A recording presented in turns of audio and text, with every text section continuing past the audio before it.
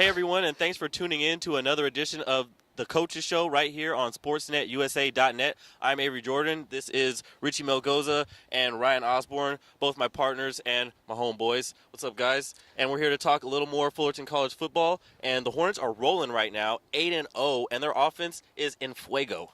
Yeah, and you look at this team right now, they have 4,228 yards of total offense.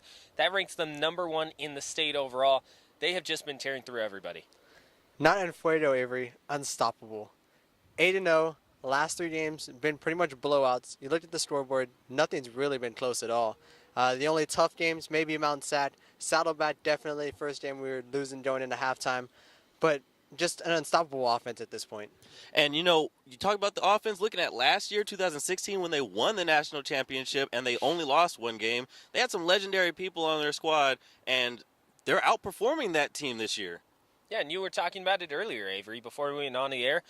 70 more yards this year per game they are averaging over last year. And right now they're averaging 598 yards of total offense per game. That is unheard of at the community college level. In fact, any team in the nation would be happy to have that kind of production from their offense overall. All right, now this week we've got a bunch of offense for you, a bunch of offensive interviews. We've got Coach Gardner. We've also got Juan Cuevas, the athletic trainer, and we've got Ladarius Skelton. So let's get out to the field and check in with those guys. All right, I'm here with Juan Cuevas, head athletic trainer here at Fullerton College. Now, you work on a ton of sports, football, basketball, soccer, you name it. How hard is it to keep up with everything? I mean, you can't be everywhere at once. No, exactly. No, well, luckily, I'm a co-head. So I have Lorena Tarnay. She's our co-head athletic trainer. So she handles right now. She's handling 7 sports. So I handle football right now, but she's handling cross country, men and women's soccer, men and women's water polo. We have indoor women's volleyball. And right now, actually, we also are dealing with the non-traditional season for baseball and men's indoor volleyball as well. So I mean, and of course basketball already started too. So there's definitely a lot of sports, a lot of athletes that need our help. But we do share kind of share the wealth with regards to all the athletes. But we're here to serve all the athletes, and that's what that's our main job. Well, it sounds like you guys really spread yourselves kind of thin. How do you end up putting your staff together? I have a lot of volunteers who come in and get hours that way. I'm also aligned with Cal State Fullerton in their athletic training program. So they this year they sent me actually 3 fifth semester students who are ready to actually take the exam here in the next few weeks, actually a few months, I'm sorry. So I let them do most of the work, the evaluations, the treatments, the rehab protocols and all that. So luckily I have that help. And I also have about 6 students who are here from school that are trying to get hours and experience so they can apply into a program. So luckily I do have that connection with, not only with the school population, and also with the Cal State Fullerton. Now, you mentioned the rehab protocols and the different plans and programs. How hard is it to put one of those together? Do you meet with physicians as well to try to put those together, or is this all something that you guys create? It's something that we create, with our experience. That's kind of in our through our education. That's part of the deal. You learn to not only evaluate the injuries, but also to set up rehabilitation programs. And it goes from basic isometric exercises to where they can't really move a certain body part because of the injury. But also, and it goes into plyometric training too, so we can develop that whole program and try to get the people back to or the athletes back to play as safe as possible. And what part of athletic training do you really specialize in? What is your bread and butter? Everything we do, from injury prevention, making sure that they're physically fit for activity, taping ankles, injury evaluations, like I said.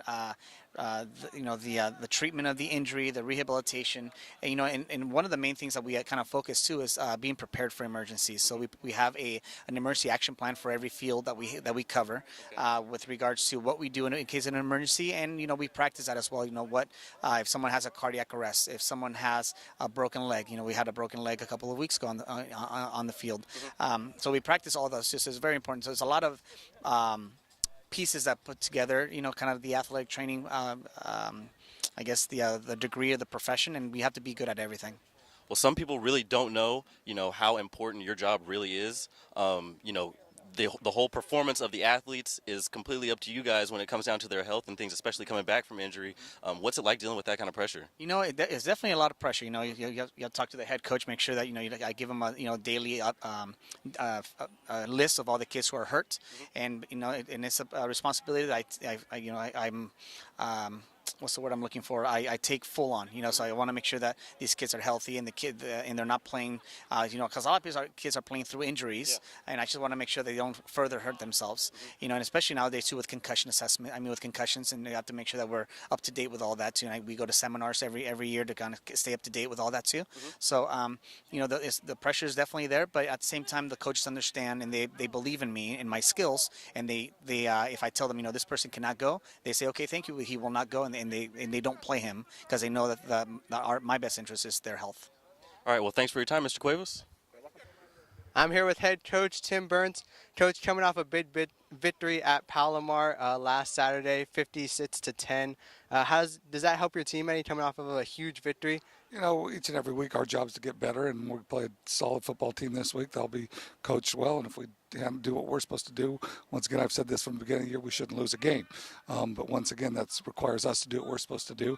So far, practice this week have been pretty good, and hopefully we'll continue it on Saturday.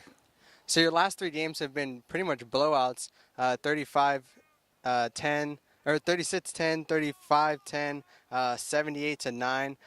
Does that hurt your team, you think, going into playoffs, that you're winning by so much? Like, do you think they're going to take it easy? No, I don't think it ever hurts you by winning by so much. Yeah. Obviously, you need to get better, and that's our goal. If we get better, there's still a lot of mistakes we made in each of those games, and if we could clean those up, then I'll feel good going into playoffs. All right, and Coach, so you're going into playoffs soon. How are you getting your guys ready for the playoff atmosphere? We'll take it game by game, and the kids that were there here last year understand the playoffs and what it needs to be successful, and they got to teach younger kids, but they'll be fine. Coach, that Saddleback game was the first time you guys were going into halftime without the lead. What did you tell your guys at the half that made them come out and win that ball game? I told them it's time they figure it out. All teams, you got to find out if they could man up and get things done. And they were down, and when their backs were against the wall a little bit, how they would react. And they came out and reacted how I expected them to, and that's play well the second half. And so do you have a couple, like we mentioned the blowouts that you guys are having. You get a lot of your younger guys in, some guys who don't start. Are you looking for them to earn a starting spot for the playoffs or just prepare for next season? No, you never know when your opportunity is going to happen. So a lot of those kids have got opportunities all year. Some haven't got as many, but they got to get prepared. So when a guy goes down, we have a tough stretch of 5 games in a row if we go to the state championship, and guys are going to get banged up, and other guys are going to have to step forward. So you always look at that, and hopefully we have enough depth to last. And the homecoming game, which was against Saddleback, was a great football game to watch. But we also had the the past championship team there. What was it like them watching your game? Do you feel that do you feel that pressure from them watching that game? No, I don't feel pressure. You just honor the past. Those guys did a great job, and they should be honored. And I thought the school did a great job honoring them, and they're very hospitable to me. And hopefully we keep winning. And 50 years from now, these kids are coming back and being honored. That's what we want to happen. And speaking of the past, on the sidelines, we sometimes see shades of your former running back days. You can really move on the sidelines. Do you catch yourself doing that, or is it just instinct sometimes? No, forget those days. Those days are long gone. All right, thank you, Coach. Good luck this weekend. I'm here with tight ends coach Keenan Gardner. Coach, your team has been doing spectacular the last couple of days. Your tight ends have 4 touchdowns on the year. Do you think they'll be more used in playoffs, or you like the level they're being used so far this season? Really, a lot of the stuff has been called from there. It's just a matter of timing. It's a team game to where they've had opportunities to that 4 could have been about 8. But my main thing with my guys is I tell them to go out there and execute, and the touchdowns are going to come. So like I say, as the game plan starts to progress, where we haven't got it to them, then the early part of the season, we'll start getting it to them late. So, Coach, tight ends, blockers, as well as receivers, what is it that you like about the tight end position? What I like about the tight end position is that it's on the football field. That there's some. Nah, I'm just joking with you, man. No, there's a lot of in a lot of modern offenses now, these spread offenses, they don't use the tight end. Yeah. So with Coach Garrett Campbell's offense, he has a lot of the West Coast principles in it. So he mixes in the tight end and 11 personnel. That's where you add a tight end with 3 receivers. So it gives my guys to show their versatility as receivers, but it also gives us that extra guy in the box to be able to block all of the current flaps. Okay, perfect. Next game against Orange Coast College, what are you looking for your guys to do against them? Actually, the tight end should have a big game this week. They're, like I said, they're a traditional 4-2 team where they drop into cover 2 and deep cover 3, so we should be able to work the seams and the over route, so our guys should be able to catch a couple balls and have quite a few yards this week. Yeah. Okay, all right, man. So, University of Colorado, you were a tight end. You guys, you had the great running back Rashawn Salam Yes. on your team. So, what was it like blocking for him? Actually, he's a classmate of mine. This weekend, they retired his jersey at Folsom Field. Like I say, he passed away about a year in December. But, excellent back. His style was a lot like Eric Dickerson, to where he's more of a straight-up slasher runner. But, yeah, I've never seen a guy, a running back with the work ethic that he has. So it absolutely was an honor to be able to block for him and a lot of the other teammates that I had there. So, does it. At University of Colorado Buffaloes. with the Buffalo. So, does it make it easier for you as a tight end when you got such a prolific running back behind you? Absolutely. It makes it, like I say, most of the time those guys that are great, they'll make you right. Whereas a lot of our blocks are hard where we're reaching a defensive end and maybe we can't reach him and we've got to kick him out. A great back's going to read that block and he's out the way. And you look good either way. All right, perfect. So, good luck this week at Orange Coast College and then the following week at Golden West, and we'll see you guys in the playoffs. Okay, appreciate it. And this is not fake news. It's the University of Colorado, just so we got that right. All right.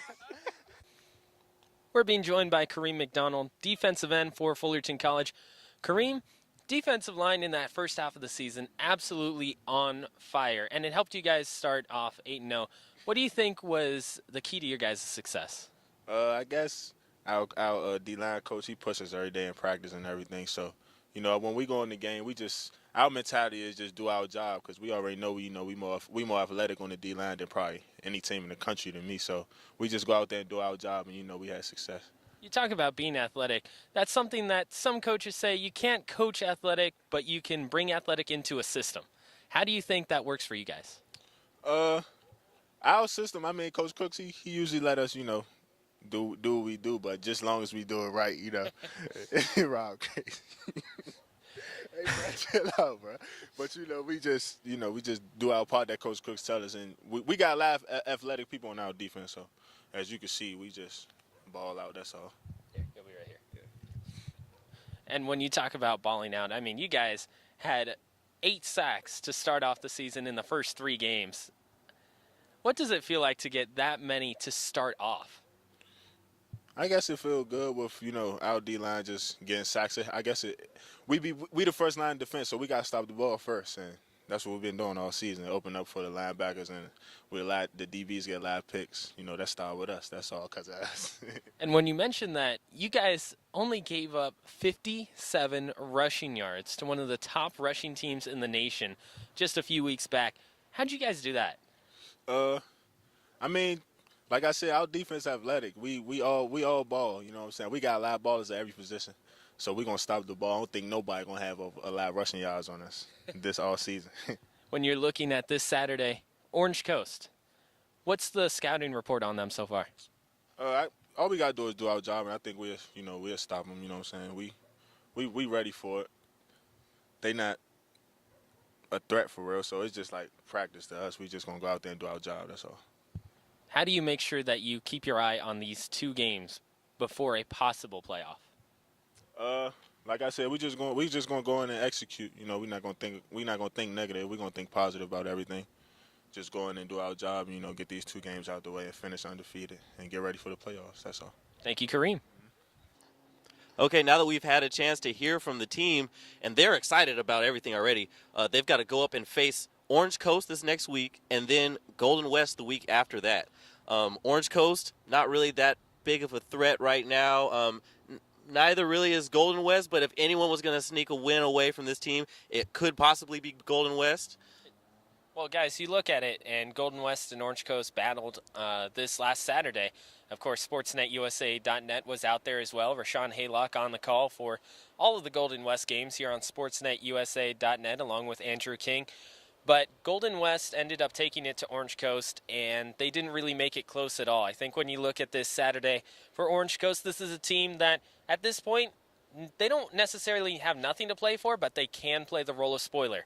If they end up giving a loss to Fullerton College on Saturday, well, it changes things in the playoff perspective, because now you're looking at Fullerton with a one-loss team, Bakersfield is a one-loss team, and then you're looking around the conference and around Southern California and looking at Riverside saying, hey, they're a no-loss team. Yeah. They could have the top seed in the playoffs if Fullerton doesn't be careful on Saturday afternoon and they just leave one up to Orange Coast. And Orange Coast, they have nothing to lose in going out there and just stomping Fullerton. Yeah, I think it's the same thing with Orange Coast and Golden West. Really, at this point, you're just playing. Their only thing they can play for really is to beat Fullerton at this point. That's what everyone wants to do. It's just a goal that they have, and it could help them push them over the edge and beat Fullerton, especially if Fullerton gets lazy.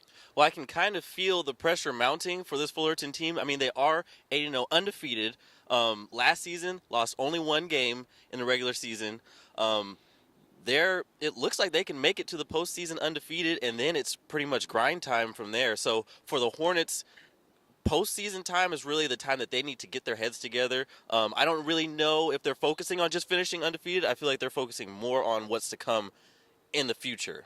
Well, and I mean, you guys talked to Coach Burns earlier, and he said, we're just going to take it one game at a time, and I think that's the best approach so far. Sure, it's a sports cliche. Yeah, we're going to just do our best on Saturday. We're going to practice hard, work hard, and maybe the results will come in. No. When you look at it for Fullerton College, if they look past these two games, Orange Coast could end up sneaking out with a win, and that would ruin things in the playoffs. Riverside would take the #1 seed. Golden West could come back-to-back with Orange Coast. Let's say Fullerton loses the final two games. Yeah. That puts them at a possible wild card spot, which would spell trouble for Fullerton College because they would have lost to Orange Coast and Golden West. So Fullerton can't look past these two games, and they certainly have the offensive weapons to go after it, especially when you're looking at Ladarius Skelton. You got to talk to him earlier, Richie.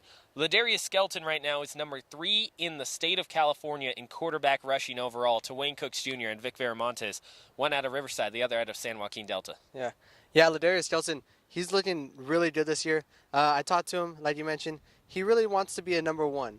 Him and I think Kane both, they want to be #1s. He doesn't want to just be known as the best rushing quarterback. He wants to throw the ball too. So he really likes when Campbell, the coordinator, calls passing plays for him. He really wants to throw the ball, but he's still not afraid to run. Even on passing plays, if he finds a hole, he's going to go for it and make a big play. And we talked to Gardner and we talked to Skelton off camera, and both of them agreed, Skelton's playing like this, and he hasn't even gone full Super Saiyan yet. This isn't even him at the height of his powers. They said he hasn't even been released, really. And, with all the stats that you just mentioned right now about how well he's doing, that's kind of scary for other teams to think that, this guy hasn't even shown his final form. So it'll be interesting to see what Fullerton College does on Saturday, because they can either treat this as a practice game and possibly come away with a loss, or they can go in, finish off Orange Coast, and say, hey, all we need is one more match, and we end up winning the conference. So we'll see what they do on Saturday. We're being joined by Coach Ed Rapp of the volleyball team here at Fullerton College. Coach Rapp, last year your team, very nice showing in your first season. What did you like about your first season of men's volleyball? Well, I tell you what, we came out not trying to just being a part of the new league and everything, but making a stand and did a great job with that. We had a couple sophomores that led the way, but a core of freshmen that were motivated and we did well. And when you talk about some of the sophomores and freshmen last year, multiple OEC selections. What was it like to be able to see players in their first year with a program get an OEC selection? Well, I tell you what, our middle Kyle Young, kind of unassuming middle blocker. He's not real tall and kind of blends in a little bit until you see him on the court. And he was pretty dynamic, and it's nice to have him back this year. And so we look for great things for him this next season. Last year you guys do end in the playoffs. How do you take that and transfer it to this year? Well, it's a learning experience, and so now we have a playoff round under our belt, so we know what to expect for this year.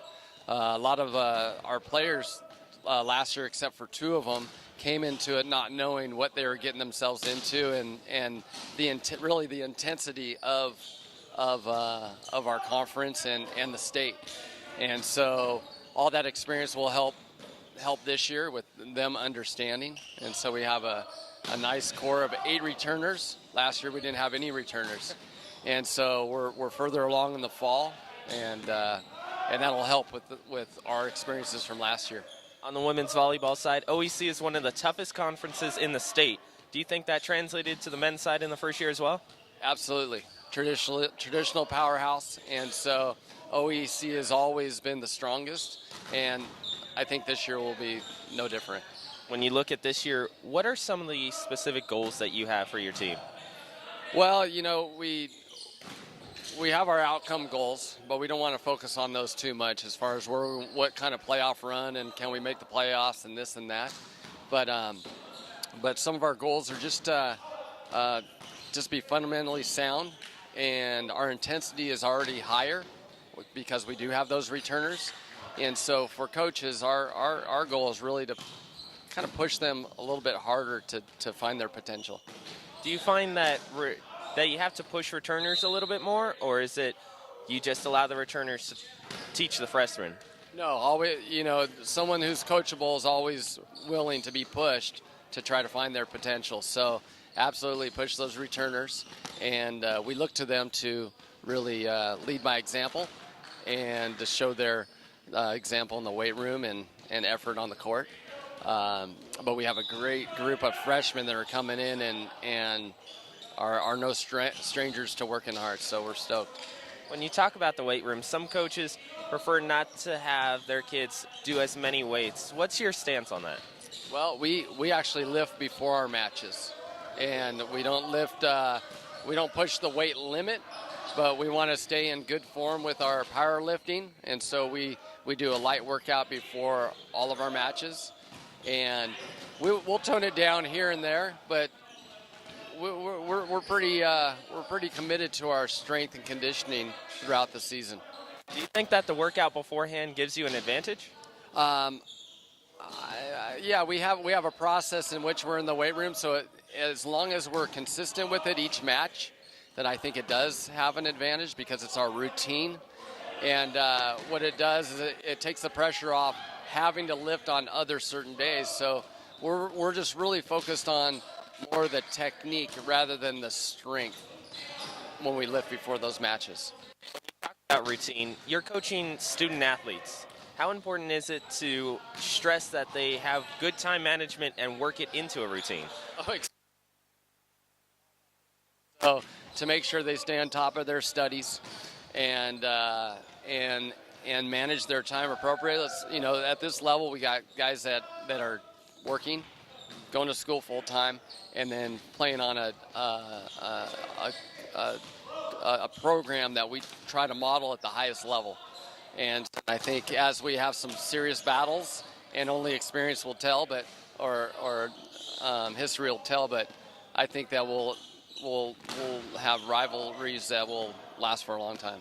We're going to be further ahead, and so we're going to be able to have a little more strategy and not having to focus on our own side of the court. Last year we kind of focused on our own side of the court to a certain point, and so I think we're just going to be further along with our side of the court, and so we're going to have a little bit more. We're here with the team captain for the Fullerton College Hornets, Zachary Weezar. Zachary, you have a year under your belt now. How do you think that helps you? I mean, experience always helps in everything. So I think going into this year, I think we learned that off-season practices were a little light last year, so we're going a little heavier this year. Working on some things that we didn't. So I think we're going to be heading into season a lot more prepared this year than we were last year.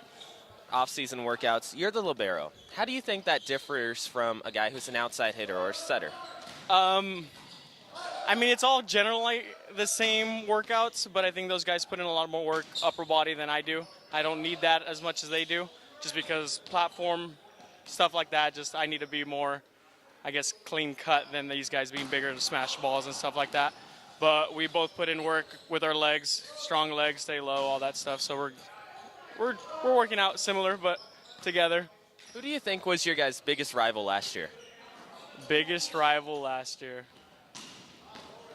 I'd say OCC, definitely. Because I think last year we were heading into the season knowing that they were the top team in our conference, so we wanted to beat them a little more than we did any other team.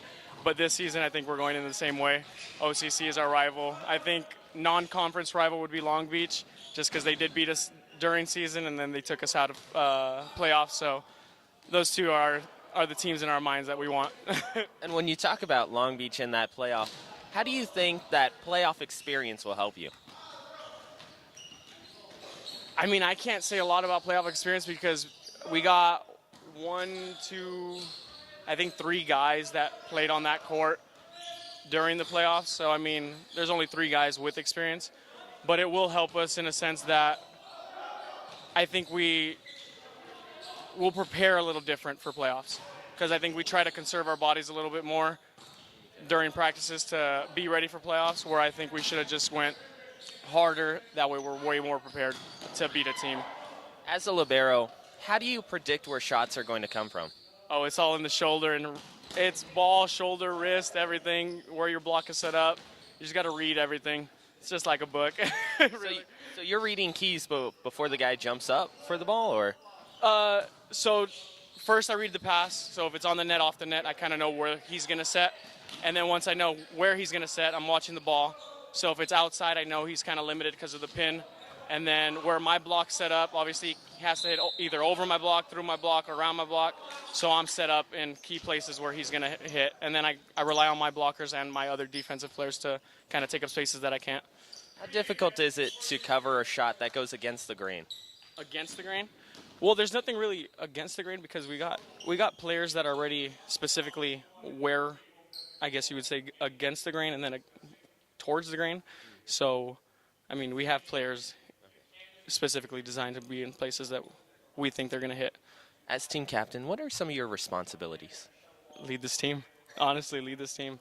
I know some practices can dip a little lower. You know, some of these guys come in tired or not as focused or stuff like that. So it's my job to get the energy level up. It's my job to let them know that, hey, I'm tired as well, but we're here to win. We're here to play. We're here as a family, and we should do everything together, you know? Talked to Coach Rapp just a moment ago. He said that you guys do a little bit of weightlifting before each match. Does that help you get into a rhythm for a match? Yeah, it does because, I mean, we do that before every practice. So I think keeping the same kind of routine going where you're getting into the weight room, getting a little pump, getting your muscles warmed up, I think it helps during a match. A lot of people disagree and they say, hey, you're overworking yourself before a match or something like that. But I think it's fine because we go a little lighter, but it does get us going. Does that help take the butterflies out of the system too?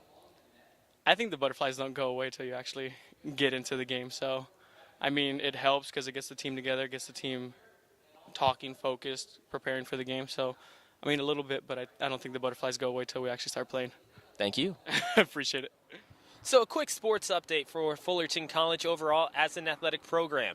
You take a look at women's volleyball. Well, last time we talked to Coach Jason Dillard, things were kind of looking up. The volleyball team was just 2 games under 500 with a chance to go into conference play against Santa Ana and also against Santiago Canyon. Well, unfortunately, things don't go the way that the Hornets would have liked. They immediately go on a 6-match losing streak, and they're currently 6-12 on the season. They're going to look to get back into it. The question is whether or not this volleyball team can recover in time for the rest of the season. But you take a look around the rest of the program. You see cross country right now. The men's side, well, they finished 5th at the OEC finals, and that qualified them for the SoCal Regionals. You had Grande, who ended up being a second-team all-conference pick, and he came in 12th for the Fullerton College Hornets in a total pool of over 100 people who ended up running in the Orange Empire Conference Finals. So when you look at this women's side, well, they finished 4th out of 6 in the Orange Empire Conference Finals. That qualifies them for the SoCal Regionals as well, just like the men's side.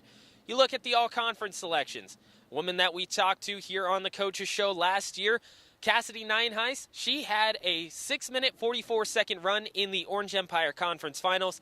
That places her as a second-team all-conference pick. She is in the regionals, along with her teammate, Maricruz Vargas, who ended up running a 6:29 in the Orange Empire Conference Final. That placed her in the top 10. She was 7th overall in a pool of 48 runners. Both of them get those all-conference picks, and Fullerton College gets to go to the SoCal Regional starting this week. Well, that'll do it for this edition of the Coaches Show. Thanks, everyone, for tuning in. For Avery Jordan, Ryan Osborne, and Richie Melgoza, this has been the Coaches Show right here on SportsNetUSA.net.